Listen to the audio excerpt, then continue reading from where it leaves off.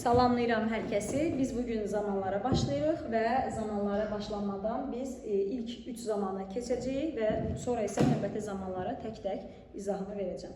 Deməli, yoldaşlar, biz keçirik birinci sadə zamanlar qrupu və sadə zamanlar qrupu hansılardır?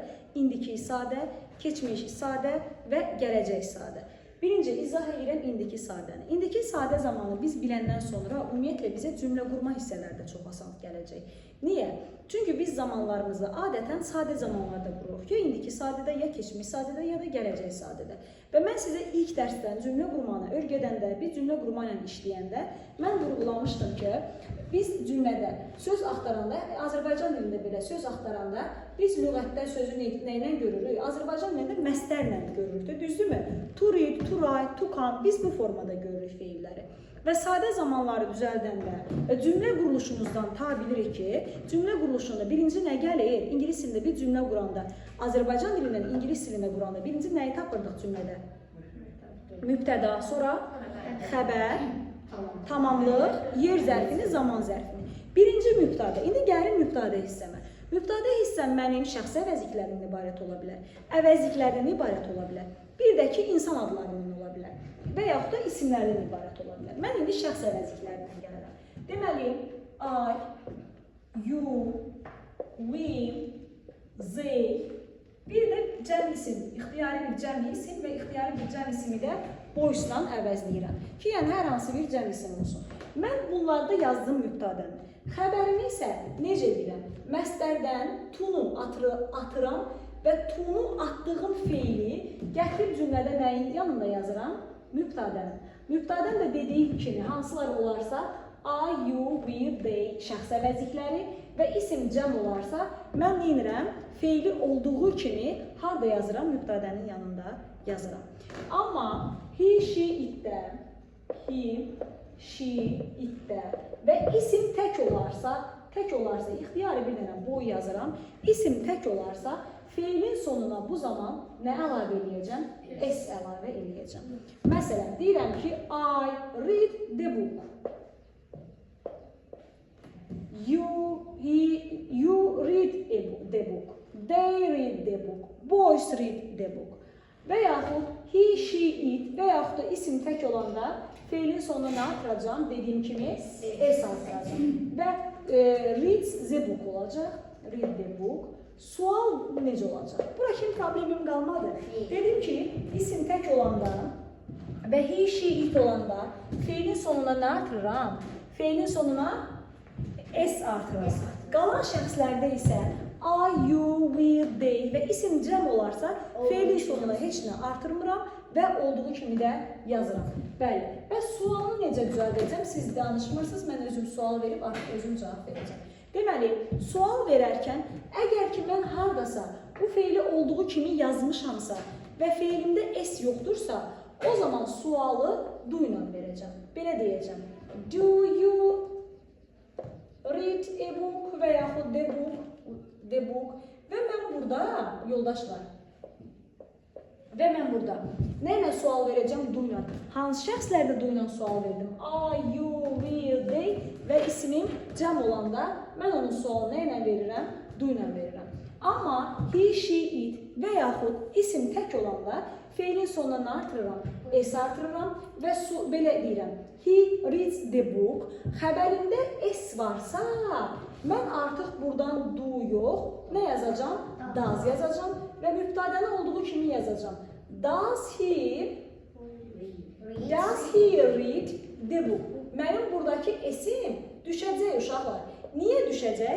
Çünki artıq mən burada S olan, bax bu S-i gətirib bura əlavə eləmişəmsə, sözdə S qalarmı?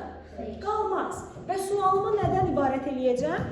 Does-dan istifadə eləyəcəm. Deməli, ümumiləşdirək, indiki sadə zamanı düzəltmək üçün mən neynədim? Məstərdən tunu atdım, feili olduğu kimi mübtədənin yanında yazdım, yalnız he, she, it olanda, isim tək olanda feilin sonuna nə əlavə elədim? Feilin sonuna S əlavə elədim. Sual verəndə nədən istifadə elədim? Do-dan və does-dan istifadə elədim və does yazarkən feildəki S düşür. Bu hansı zamandır? Bu indiki sadə zamandır. İndi keçirəm keçmiş sadə zaman.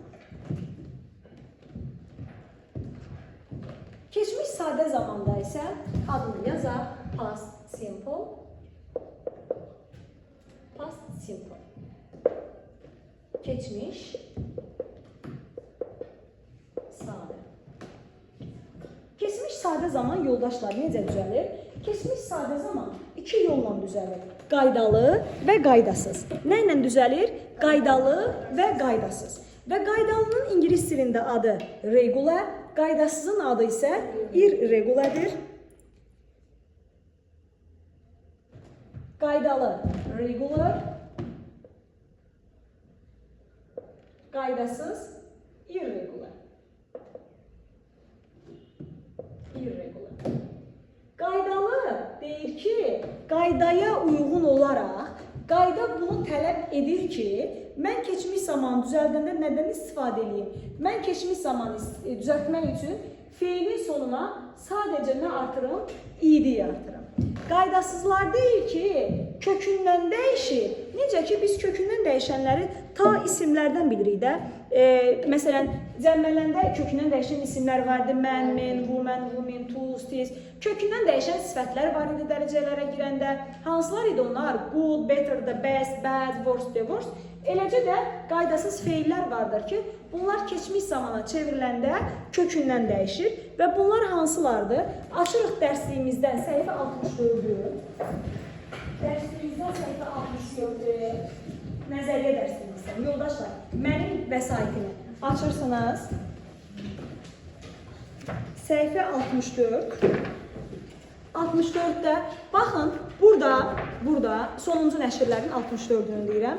Deməli, burada bu hissə sözün köküdür, məstəridir. Necə ki, mən bayaq yazmışdım, to go, to write bu formalardır. Bu hissə sözün keçmiş zaman formasıdır. Bu hissə isə bitmiş zaman formasıdır. Bitmişi növbəti dərs keçəcəyik. Hələ ki, bizim işimiz sözün kökü olan və keçmişi olan, digər isə hansıdır? Bitmişdir. İndi siz bu kitabda, burada qeyd eləyin, bura yazın məstər, ikincisinə yazın keçmiş numarasına, üçüncüsünə də yazın bitmiş. Bura yazın məstər, bura yazın keçmiş, digəri bitmiş zaman. Uşaqlar, baxın, biz normal olaraq feilləri keçmiş zamana çevirəndə id ilə çeviririk. Məsələn, deyirəm ki, Tom played in the yard. In the yard. Mən bunu in the yard. Keçmiş zaman olduğuna görə, məsələn, istəsəm yesterday də yazaram və yaxud da keçmişin hər hansı bir zaman zərfini yazaram. Mən burada feilin sonuna nə artırdım? İdi artırdım. Bir də ki, mən yazmaq istəyirəm go sözü. Uşaqlar, go qaydasızdır. Mən bunu hardan bilirəm? Əzbərə dayananda oturub əzbərləyəcəyik onları. Və go-nun keçmişini əzbərdən bilirəm ki, went-dir və went-lə də cümləmi quracaq. O zaman Tom məktəbə gedir deyəndə deyəcəm Tom went to school. Tom went to school. Bu cümləyə sual verəndə hər ikisində keçmiş zamanın sualı nədir? Keçmiş zamanın sualı diddir. Bir də baxın görün vəziyyət necə olur? Did Tom play olur. Söz öz kökünə qayıtdı mı? In the yard. Söz öz kökünə qayıtdı mı? Qayıtdı. Deməli, mən neynədim? Əgər didlə sual verdimsə, sözü də öz kökünə qaytardım. Bir də keçmiş zamanın kökündən dəyişənlərdə yenə eyni formadadır. Yenə sualı nə ilə olacaq? Did olacaq. Tom, amma went yox. Axı söz öz kökünə qayıtdı. Bəli, did Tom go olacaq. Deməli, keçmiş zamanda feillər iki yerə bölündü. Qaydalı və qaydasız. Qaydalılara nə şəkil çartırdım? Qaydasızlar necə oldu? Kökündən dəyişdi. Qaydalıya idini artırdım, play'i elədim. Qaydasız isə kökündən dəyişdim və kökündən dəyişilmiş formasını da yazdım. Sual verəndə nədən istifadə elədim? Dildən. Və did olarkən söz öz kökünə? Did olarkən, bəli, did olanda söz də öz kökünə qayıtdı. Bura kimi problemimiz? Bura kimi problemimiz qalmadı. Bu belə. İndi isə izah edirəm sizə hansı zamanı? Gələcək sadə zamanı. Gələcək sadə zaman isə nədir? Future simple yazıram. Future simple. Yenə eyni formada məstərdən tunu atırdım. Hər üç formasında və yaxud bütün zamanlarda biz nə edirik? Məstərdəki tunu atırıq və nədən istifadə edirəm gələcək zamanda? Gələcək zaman, yazın bura, gələcək sadə. Buna gələcək sadə və yaxud da gələcək qeyri-müəyyən. Bunun üçündə də ya sadə ya da qeyri-müəyyən deyə bilərik. Gələcək sadə. Və gələcək sadə zaman nə ilə düzəlir yoldaşlar? Gələcək zaman shall, bir də will ilə düzəlir. Bəli. Biz əslində deyirik ki, artıq shall silinib, hamısında will deyirik. Dərsliklərimiz bunu deyə bilər. Hətta baxdığımız filmlər də bunu deyə bilər. Speakingdə də biz bunları deyə bilərik. Amma hələ ki, qrammatik testlərimizdə shall olaraq saxlayırıq. Və hansılarda shall olacaq? I-də shall olacaq. Bir də we-də shall olacaq. Qalan hamısında isə, nə olacaq? Yazıram yenə. You, we, they, İstər tək isim, istər cəm isim. Mən bunlara nə yazacağım? Mən bunlara will yazacağım. Will go deyəcəm. Digərində isə we shall go deyəcəm. Sual verəndə isə shall and will cümlənin əvvəlinə keçəcək. Olur, shall I go? Və yaxud will you go? Will you? İnsan öz-özünə sual vermir məntiqi cəhətdən, amma yenə də yazaq. Deməli, gələcək zaman nə ilə düzəldi? Shall ilə, will ilə. Hansı şəxslərdə shall oldu? I ilə V-də. Hansı şəxslərdə will oldu? Qalan bütün şəxslərdə will oldu. Və 3 sənə zaman keçdim uşaqlar mən sizə. Bəs deyə bilərsiniz ki, ay müəllimə, bu zamanları axı mən qarışdıraram. Mən nə bilim ki, cümləni hansı zamanda götürüm. Yoldaşlar, hər zamanın özünün zaman zərfi var. Və biz onun zaman zərflərinə görə tapacağıq. Məsələn, always, often, sometimes varsa biz bunları indiki sadə zamanda götürəcəyik. Keçmiş zamanın zaman zərfi nədir? In the past, in my childhood, ago, last varsa, hər hansı bir keçmişdə ildən danışıramsa, bunları indiki sadə zamanda götürəcəyik və gələcəkdə hər hansı bir ildən danışırıqsa, gələcək zamandan danışıram, hər hansı bir ildən danışırıqsa, sonra deyirəm ki, next, soon və in a few days, bunlar hamısı gələcək zamanın zaman zərfləridir. Bu zaman zərfləri nədir? Biz sifətdəki necə deyirdik, hər dərəcənin özünün açar sözü var, zamanlarda da hər zaman özünün zaman göstəricisi var. Yəni biz zamanları nəyə əsasən tapacağıq? Zaman zərflərinə görə. Və mən sizə hansı zamanları keçdim? Present simple, past simple və future simple. Present simple dedik nə ilə düzəlir? Present simple nə ilə düzəlirdi? Məstərdən tunu atdım. Məstərdən tunu atdım. Sonra nə elədi?